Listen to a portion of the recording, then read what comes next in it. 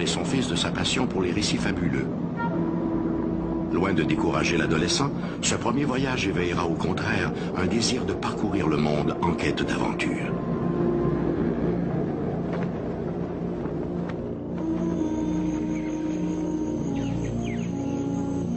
La fascination et le respect de Mitchell Hedges pour les peuplades indigènes sont déjà notoires. Durant son séjour parmi ces tribus indigènes, les carnets de voyage du jeune aventurier constitueront l'une des toutes premières études ethnologiques de ces peuplades.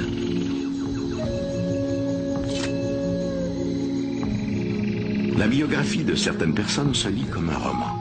C'est le cas de l'histoire qui va réunir la petite Canadienne Anne-Marie Le Guillon à l'explorateur anglais Frederick Mitchell Hedges. En 1917, celui-ci adopte la petite Anne-Marie Le Guillon. La fillette se trouve dès lors parachutée dans un univers fantastique. En compagnie d'une amie, Lady Richmond Brown, Mike Mitchell Hedges entreprend vers 1920 l'exploration des forêts encore vierges d'Amérique centrale. On raconte alors que des tribus encore inconnues y vivaient cachées en marge du monde civilisé. Il n'en faut pas davantage pour aiguiser la curiosité de l'explorateur. À l'issue de 1000 péripéties, des crocodiles du Rio Grande aux fièvres de la malaria, Mitchell Hedges met à jour, 4 ans plus tard, les importantes ruines de Lubantum, une cité maya construite 1000 ans plus tôt.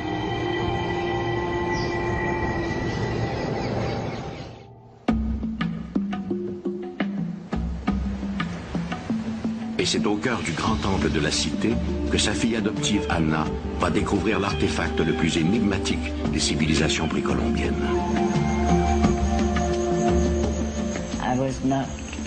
Je n'étais pas autorisée à monter sur aucun des bâtiments de Lubantum. J'aurais pu avoir un accident et mon père était très protecteur. Mais un jour, j'ai entendu 2 indigènes mayas dire que si l'on montait sur l'un des bâtiments, on pouvait voir à des milles à la ronde. Ma curiosité a été plus forte et je suis montée au sommet.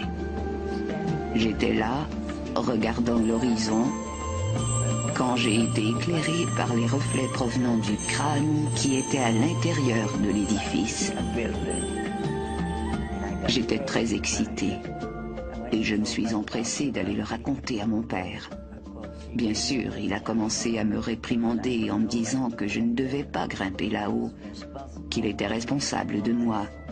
Mais pour lui aussi, la curiosité a été plus forte et il a dit « Nous allons aller voir ce qu'il y a là-haut ». J'ai été désignée pour descendre. Mon père a dit « Tu l'as vu, alors c'est à toi de descendre ». J'ai répondu « Il n'en est pas question. Je n'ai pas envie de descendre là-dedans. Il y a des serpents, toutes sortes de serpents, je n'irai pas ». Mais il a été inflexible. « Tu l'as vu, alors tu descends et peu importe de quoi il s'agit, tu le remontes ». Aujourd'hui, Anna fête ses 17 ans. L'entrée du puits est suffisamment dégagée. Malgré ses inquiétudes paternelles, Mitchell Hedges a décidé de souligner l'événement en laissant sa fille aller chercher elle-même sa découverte. Il m'a attachée à une corde et 2 hommes m'ont fait descendre.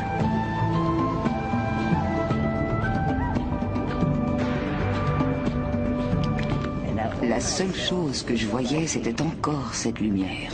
Je l'ai pris, je l'ai enveloppé dans mon chemisier et je l'ai remonté.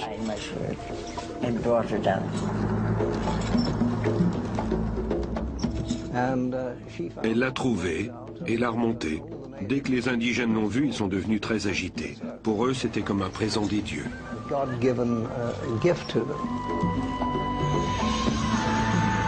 Tous ont les yeux rivés sur le joyau qu'elle tient précieusement. Il s'agit de la représentation d'un crâne humain, grandeur nature, taillé dans un bloc de cristal. Frederick Mitchell Hedges n'a jamais rien vu de pareil. Lorsqu'il a été découvert, personne ne savait exactement de quoi il s'agissait et d'où il venait. Sauf que c'était là un extraordinaire artefact. La partie supérieure du crâne a été découverte en premier. Peu après, on a trouvé le maxillaire inférieur. Un jour, un gamin, comment avait-il réussi à pénétrer l'édifice? Je l'ignore, mais quoi qu'il en soit, il en a ramené la mâchoire inférieure que je n'avais pas vue. Trop effrayée que j'étais. La plus énigmatique relique archéologique jamais découverte, bien que photographiée et étudiée sous tous ses angles, garde son mystère.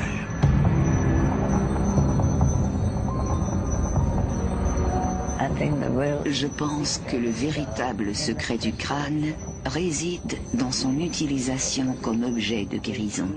Il a guéri de nombreuses personnes et rendu leur vie plus supportable, plus agréable. Le crâne doit savoir que vous croyez en lui et que vous lui faites confiance. Le crâne de cristal aurait été fabriqué il y a quelques 17 000 ans afin de transmettre aux générations futures un savoir universel. Cette connaissance serait-elle importée d'un autre monde? Quelle était son utilité? Pourquoi ces artisans mayas ont-ils choisi de lui donner un tel réalisme alors que leur art est invariablement plus stylisé? Quand a-t-il été créé? Et pourquoi est-il fait de cristal? Depuis l'avènement de l'électronique et en particulier de l'informatique, nous savons que le cristal peut être utilisé pour emmagasiner de l'information. Pour les amateurs d'ésotérisme, le choix du cristal par les artisans mayas aurait beaucoup plus à voir avec ses propriétés mémorielles qu'avec son aspect esthétique. Pour eux, le crâne de cristal serait une sorte de disque dur où les anciens auraient stocké un savoir extraordinaire. Mais si le crâne de cristal est ce que prétendent les mystiques, comment avoir accès à ces connaissances millénaires? C'est ici qu'entre en scène Carol Davis.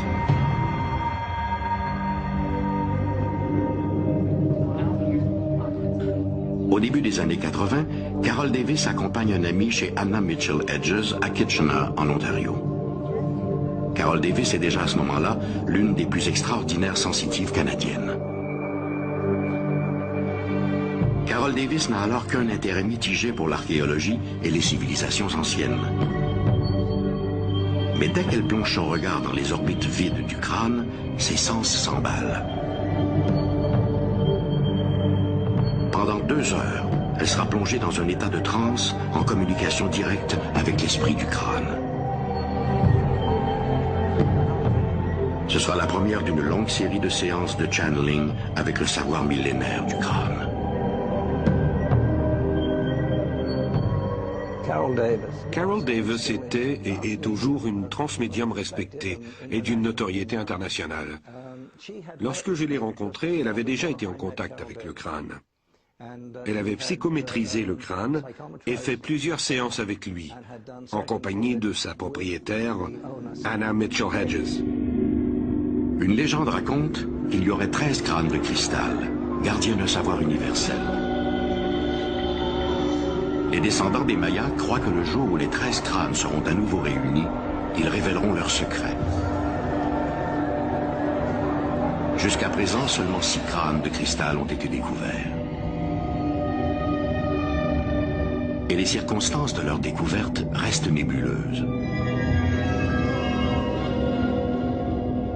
Le crâne trouvé par Anna Mitchell Hedges est d'une signature si supérieure aux autres qu'on a longtemps pensé qu'il s'agissait d'une œuvre moderne, un faux placé à dessein à l'intérieur du grand temple de Lubantum. Or, une étude menée dans les années 1990 par le British Museum semble plutôt démontrer l'inverse. Le crâne aurait été façonné par une super civilisation, puis confié à des gardiens. Ce sont ces gardiens, possiblement des survivants de la légendaire Atlantide, qui l'auraient apporté en Amérique pour en faire don à des prêtres mayas. Le crâne de cristal demeure l'un des plus fabuleux mystères de l'humanité. Les Mayas croyaient que dans ses reflets, un jour, seront révélés tous les secrets de l'univers. Pour moi, le mystère du crâne de cristal est celui que lui donnent les gens en le voyant, peu importe ce qu'ils ont en tête. C'est comme le calice d'argent, ou toute autre icône du même genre. Les gens placent dans ces icônes ce qu'ils veulent croire et en tirent aussi ce qu'ils désirent. Le crâne de cristal découvert par Anna Mitchell Hedges est l'une des grandes énigmes archéologiques. Quelle était son utilité? Qui en était le propriétaire? Qui l'a sculpté? L'histoire est un curieux mélange de savoir et d'ignorance. Un univers où les certitudes sont rares. Et c'est justement cette ambivalence qui la rend si fascinante. Parce qu'en histoire, contrairement à bien des sciences, l'imaginaire n'est pas une faute, mais une hypothèse. Enquête criminelle, énigmes biographiques, fouilles archéologiques, l'histoire fourmille de zones grises, des incertitudes qui parfois donnent lieu aux plus folles spéculations. C'est justement aux historiens de tracer une frontière entre l'improbable et le vraisemblable. Pour l'un d'eux, un historien de Québec, l'une des plus grandes énigmes de l'histoire de la Nouvelle-France se résume à cette simple question. Où se trouve la tombe de Samuel de Champlain?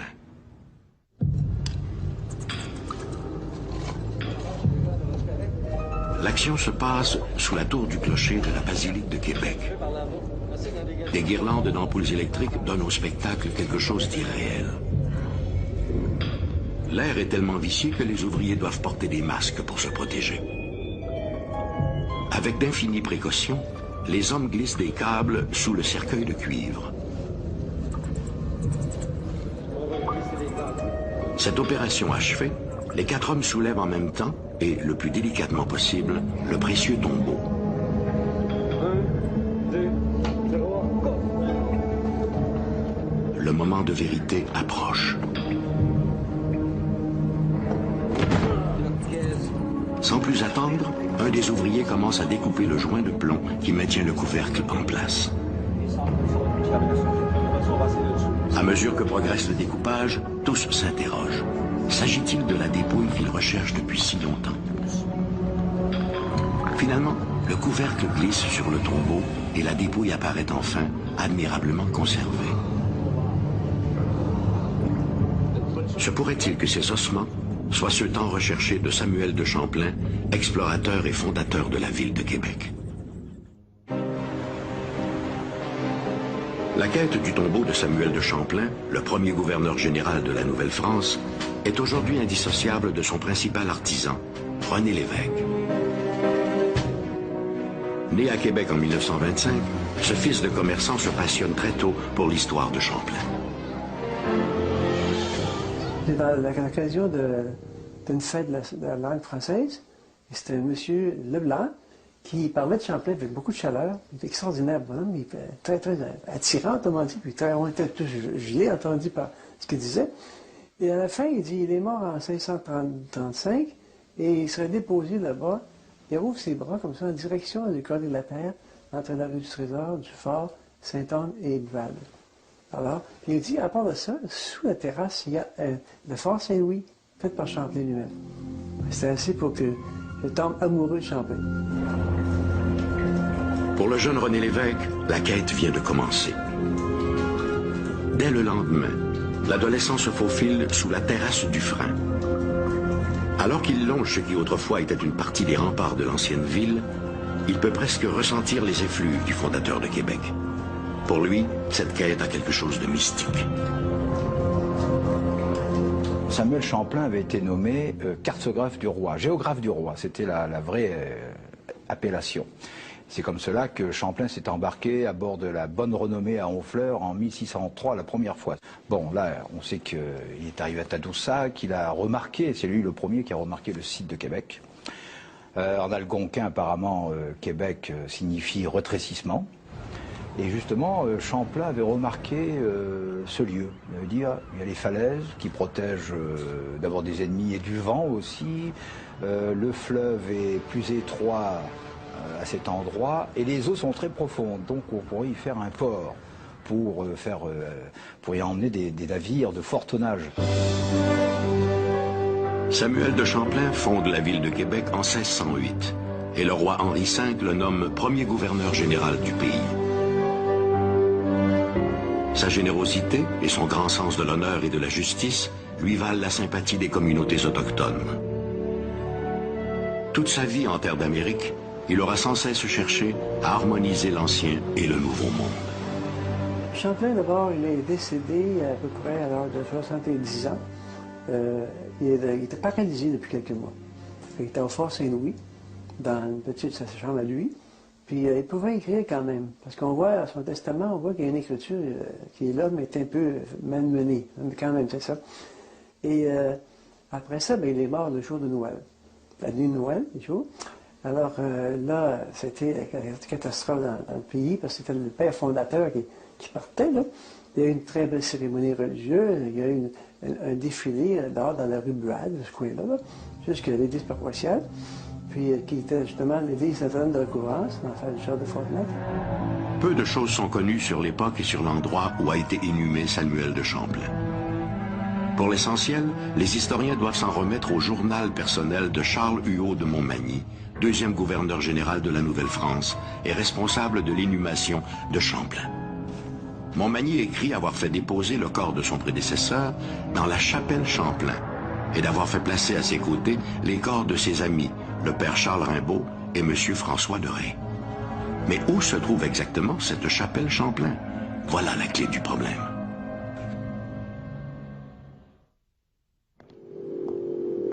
Vers 1950, la découverte de 2 manuscrits ravive l'intérêt pour le tombeau de Champlain. Ces documents évoquent la location de 2 domaines situés au cœur de la vieille ville. Les historiens ont une idée assez précise sur l'endroit où se situaient ces concessions. Fort de ces nouvelles informations, un certain Silvio Dumas, considéré comme le père de l'archéologie québécoise, entreprend des fouilles. Au nombre de ces jeunes terrassiers se trouve bien entendu René Lévesque, qui n'a pas hésité à prêter son aide bénévole pour participer aux recherches. Les terrassiers mettent à jour un muret, mais rien qui laisse croire à la présence de la chapelle Champlain. C'est un retour à la case départ. Il y a O'Leary qui nous avait dit dans ses écrits j'ai fouillé à tel endroit, mais j'ai rien trouvé. Et puis René a dit ben il faudrait peut-être fouiller un peu plus profondément à l'intérieur de la basilique. Et on a trouvé ce petit alcôve-là qui était assez fort intéressant et qui était rempli. Tous les endroits avaient été fouillés, sauf cet endroit-là. Alors là, on a commencé à fouiller. Et quand on a trouvé la tombe, en particulier, là, on s'est demandé, est-ce que c'est vraiment l'endroit où pourrait être enterré Champlain? Il y avait des ossements, beaucoup d'ossements humains, parce qu'ils ont fait une tranchée déjà pour des fils, je ne sais pas trop quoi, ou des tuyaux, puis ça avait rangé plusieurs sépultures. On est bien placé. Jean-Claude trouve une pièce de monnaie comme 535 ou 36 dessus, c'est en partant. Et on dit, oh, ça commence à être intéressant. Malheureusement pour René Lévesque et son équipe, les restes n'étaient pas ceux de Champlain, mais ceux d'un officier du culte. La peau brunie comme un cuir mal tanné donne au corps des allures de momie. Le défunt repose dans des vêtements d'apparat, soutane colorée et une croix en or. La dépouille semble dévisager les profanateurs qui ont osé troubler son sommeil. Le père Vigin, c'est un père jésuite.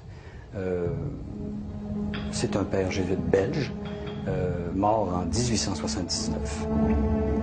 Pour une énième fois, la dépouille de Samuel de Champlain échappe à ceux qui le recherchent. Mais pour combien de temps? René Lévesque a récemment mis la main sur un manuscrit aux archives de la ville de Québec qui pourrait bien le mener directement au tombeau de Champlain, juste à temps pour le 400e anniversaire de la ville de Québec. Champlain, c'est un modèle d'homme à présenter pour réveiller les Québécois actuellement, les faire retourner à leurs sources françaises et chrétiennes et amérindiennes. Hein?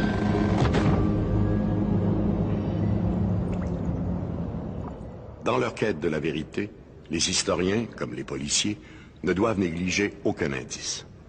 C'est grâce à la persévérance, et parfois à l'entêtement, que l'histoire révèle des secrets là où tout paraissait limpide. Sans ce travail de bénédictin, l'histoire prendrait vite des allures de roman sans surprise.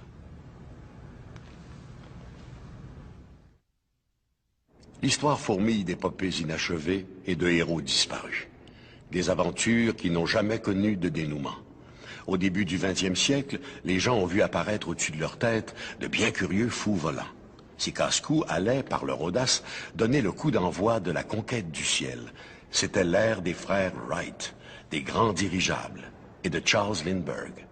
C'était aussi l'époque de l'oiseau blanc. «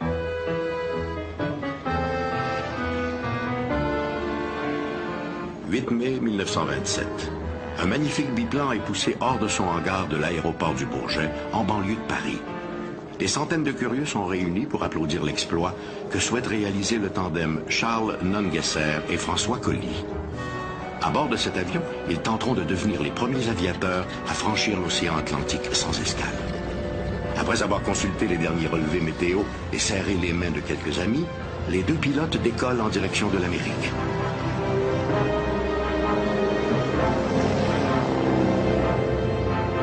Quelques minutes plus tard, ils larguent le train d'atterrissage pour alléger l'appareil et réduire la friction de l'air. Nungesser et Collie s'apprêtent à entrer dans l'histoire, mais pas par la porte qu'ils avaient prévue.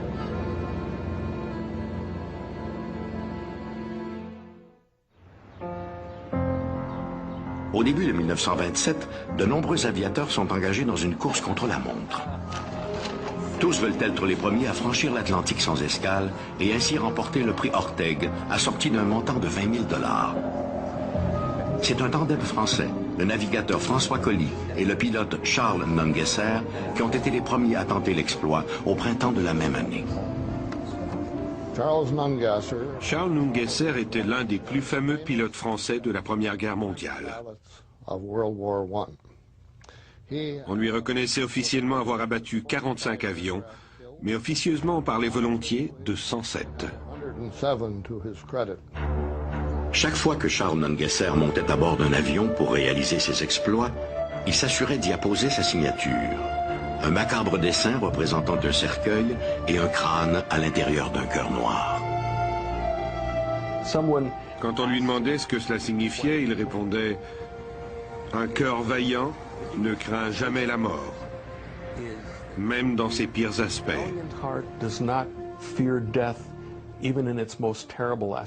Cela représentait très bien son caractère.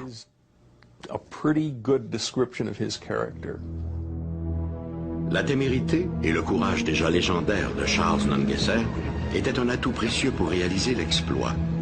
Il n'y avait pas de temps à perdre, parce que de l'autre côté de l'Atlantique, l'Américain Charles Lindbergh frappait à la porte. Nungesser s'est donc associé à François Collie pour l'accompagner dans cet audacieux projet. François Collie était surnommé le Diable borgne à cause du monocle noir qui lui couvrait un œil. Souvenir de la guerre. C'était un excellent aviateur qui n'avait peur de rien.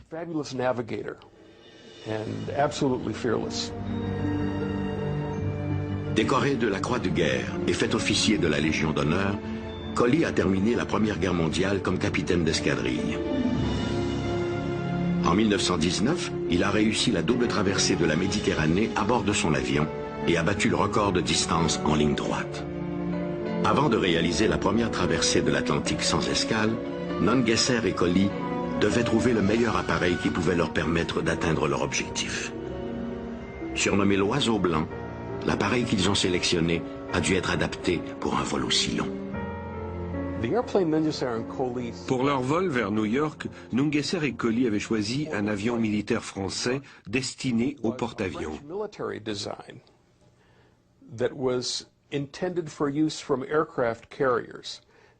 Un appareil de conception géniale. En cas d'avarie, le train d'atterrissage pouvait être largué. Et son fuselage semblable à la coque d'un bateau lui permettait d'amérir en attendant les secours. En se délestant du train d'atterrissage une fois en vol, le poids de l'avion était considérablement réduit, un élément important compte tenu de la grosseur du biplan. L'avion était immense, d'une longueur de 9 mètres et d'une envergure de 17 mètres. Il avait une capacité de 3800 litres d'essence. C'était la première fois qu'un avion réussissait à décoller avec assez de carburant pour tenter une traversée de l'Atlantique. Et tout le monde croyait qu'ils allaient réussir. Finalement, le 8 mai 1927, comme prévu, les deux aviateurs décollent à bord de l'Oiseau blanc. Les deux pilotes français sont littéralement isolés du reste du monde. Question de minimiser au maximum leur poids, ils ont choisi de ne pas embarquer de radio. Un choix plutôt téméraire vu les circonstances.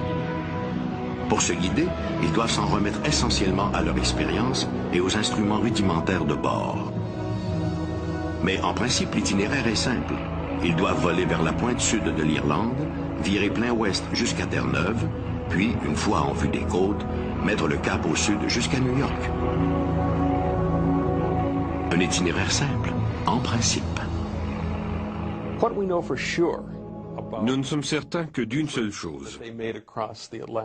Durant la première partie de leur vol, ils ont été accompagnés par des avions militaires français jusqu'au littoral. L'équipage d'un sous-marin anglais a été témoin du vol de l'oiseau blanc au-dessus de la mer. Les Britanniques ont décrit ses couleurs, bleu, blanc et rouge sur la queue, les rondelles sur les ailes, et le sigle noir en forme de cœur.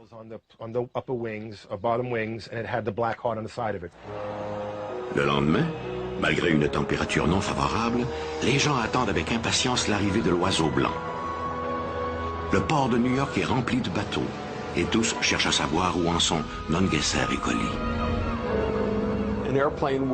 On a rapporté avoir aperçu l'avion au-dessus de Terre-Neuve, de la Nouvelle-Écosse et de Boston. Tous s'attendaient à ce qu'il arrive d'une minute à l'autre. Par anticipation, un quotidien de Montréal, le journal La Presse, annonce pour 17 heures l'atterrissage des deux vainqueurs de l'Atlantique. En France, l'enthousiasme est national.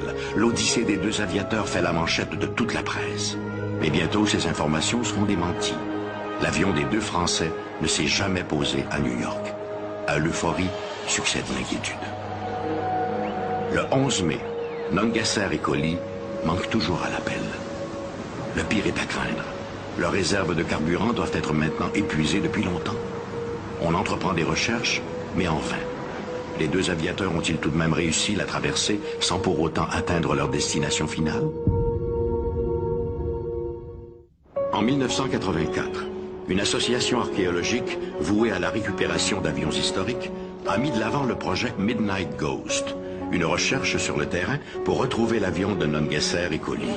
Sous les directives de Richard Gillespie, un passionné d'histoire et d'aviation, le groupe a évalué toutes les rumeurs concernant les lieux possibles où se serait écrasé l'oiseau blanc. Ces recherches l'ont conduit notamment dans les forêts du Maine, où des rumeurs persistantes y situaient les derniers instants des deux aviateurs français. Pendant 8 ans, échelonnés sur 20 expéditions, nous avons cherché l'oiseau blanc dans le Maine. À la fin, tout ce que nous avons trouvé, ce sont de bonnes histoires, racontées par des gens disant avoir vu l'avion, et quelques morceaux d'appareils trouvés en forêt, suggérant peut-être la présence d'un avion.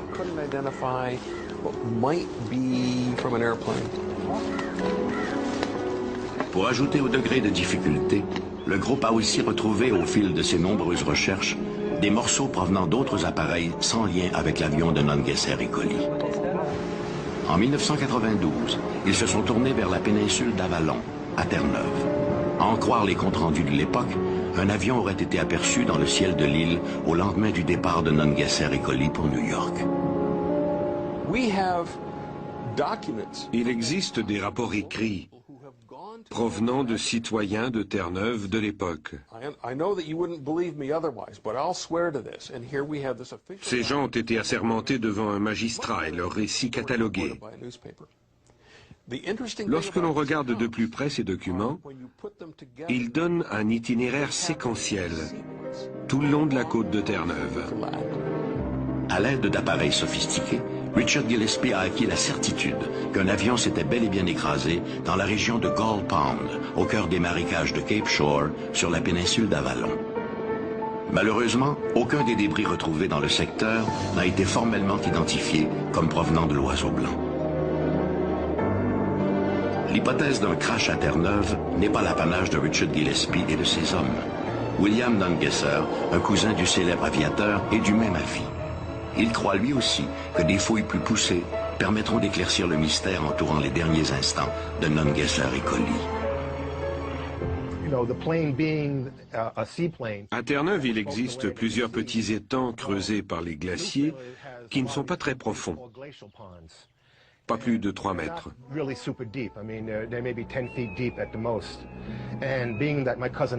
Puisque l'avion avait largué son train d'atterrissage et qu'il ne lui était plus possible que d'amérir, ils ont probablement essayé de se poser sur l'un de ces étangs. Un résident de l'endroit a d'ailleurs rapporté avoir vu un avion en détresse qui cherchait un endroit où se poser.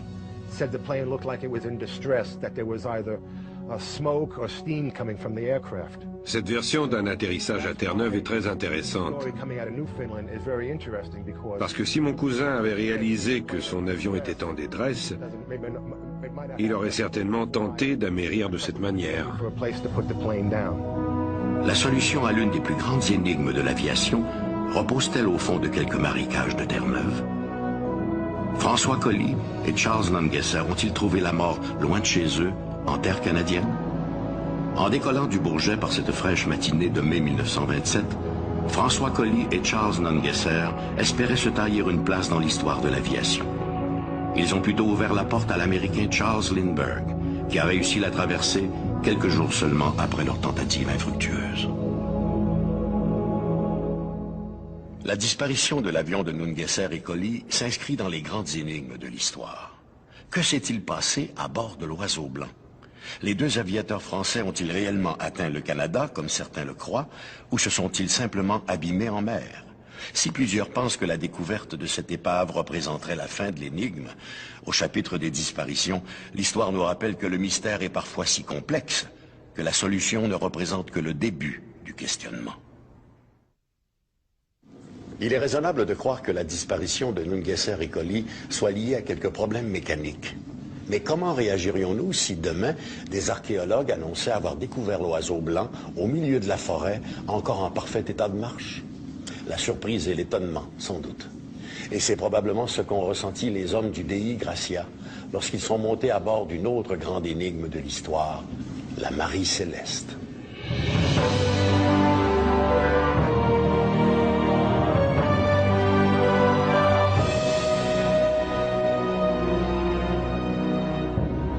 Le 4 décembre 1872, à quelques 1000 kilomètres des côtes espagnoles, un voilier battant pavillon canadien, le Dei Gracia, croise le brigantin Marie Céleste. Captain, there's a ship in trouble coming our way.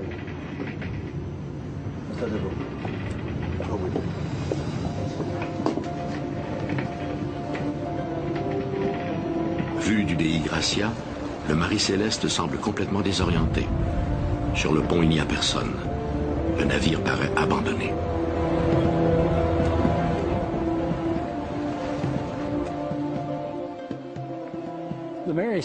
La Marie Céleste, initialement nommée Amazon, a été construite à quelques mètres d'ici.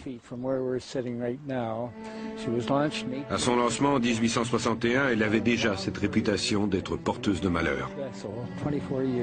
Réputation qu'elle conservera d'ailleurs jusqu'au moment où elle sera sabordée, 24 ans plus tard.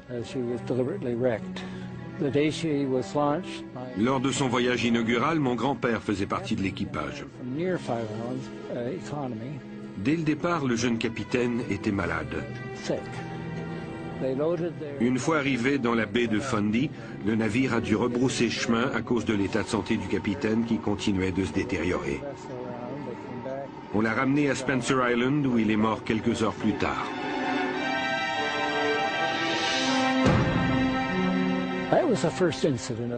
Ce n'est pas la seule fois qu'on allait déplorer la perte d'un capitaine à bord de l'Amazon. On l'a bientôt surnommé Hoodoo, c'est-à-dire porteur de malheur. En 1867, l'Amazon s'échoue sur des rochers au large du Cap-Breton. On l'a remis à flot et conduit de nouveau à Spencer Island, où il a été entièrement restauré. Sa longueur a été portée à 31 mètres et son tonnage à 282 tonnes. Ses propriétaires ont été obligés de vendre l'Amazon à un armateur de New York. Mais la superstition était toujours bien présente. On l'a alors renommée Marie Céleste, en espérant que ce nom briserait son aura de malchance. Ce ne fut pas le cas. On la retrouve ensuite naviguant à destination de Gênes en Italie avec une cargaison de 1700 barils d'alcool. Elle n'arrivera jamais à destination.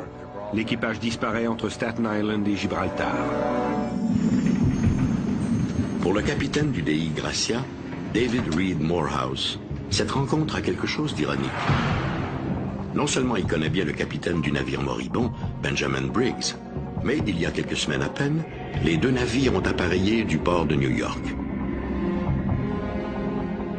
Étrange coïncidence.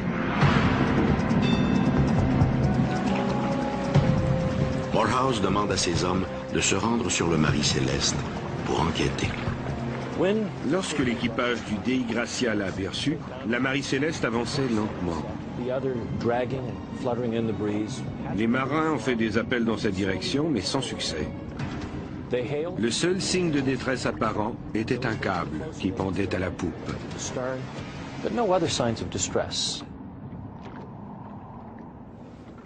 Le vaisseau était abandonné. Il n'y avait aucun signe de vie. Mais des indices montraient qu'une certaine fébrilité avait dû régner à bord. C'était un vrai mystère.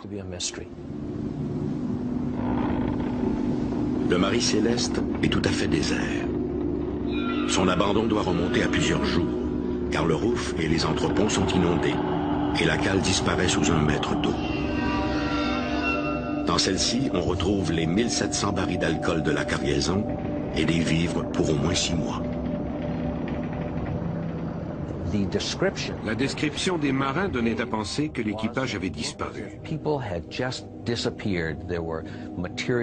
Malgré des quantités de nourriture suffisantes pour subvenir aux besoins de l'équipage et un harmonium ouvert et prêt à être utilisé, il n'y avait tout simplement plus personne à bord.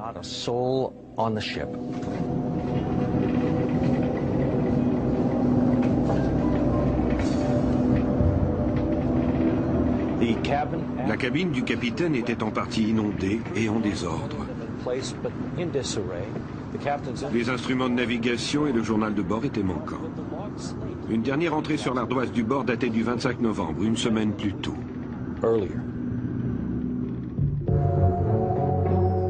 Le vaisseau fantôme est alors remis à ses armateurs de New York, sans pour autant que les experts aient trouvé une explication à son abandon. Le Marie Céleste va continuer à bourlinguer à travers le monde. Partout où il amarre, il attire les curieux. Plusieurs ont tenté d'élucider le mystère, mais en vain. La mutinerie, les monstres marins, le surnaturel, toutes ces spéculations n'ont fait qu'ajouter à la mauvaise réputation de la Marie Céleste. Réputation aggravée par un acte de baraterie commis par son dernier propriétaire. Le 2 novembre 2000, une équipe de télévision canadienne découvre finalement l'épave du Marie Céleste au large d'Haïti. Mais sa découverte ne résoudra pas pour autant un des plus grands mystères de l'histoire marine.